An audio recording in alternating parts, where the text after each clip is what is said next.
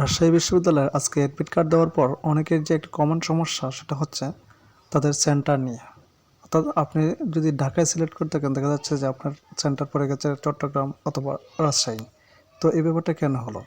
আসলে এই ব্যাপারটা হয়েছে রাজশাহী বিশ্ববিদ্যালয় তাদের সিট প্ল্যানটা দিয়েছে মূলত আপনার ইন্টারের রেজাল্টের উপর।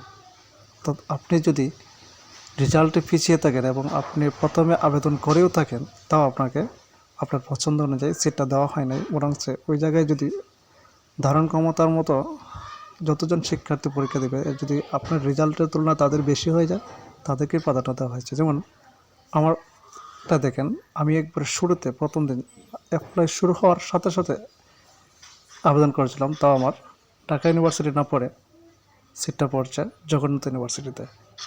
তো আমার রেজাল্টটা তুলনামূলক ভালো দিকে, জগন্নাথ পড়ছেন না, হয়তো অন্য কোথাও পড়তো। তো এটা হচ্ছে সমস্যা। তো আপনারা অনেকে দেখা গেছে যে দুইটা ইউনিটে আবেদন করছে, দুইটা ইউনিটে আবেদন করার একটা ঢাকায় পড়ছে আর একটা চট্টগ্রাম পড়ছে অথবা রাজশাহী পড়ছে, এরকম সমস্যা দেখা দিয়েছে। তো এটা আসলে সমাধান করার কোনো ওয়ে নাই, তারা সিট প্ল্যান দিয়ে দিচ্ছে, এখন এটা দিয়ে পরীক্ষা দিতে হবে।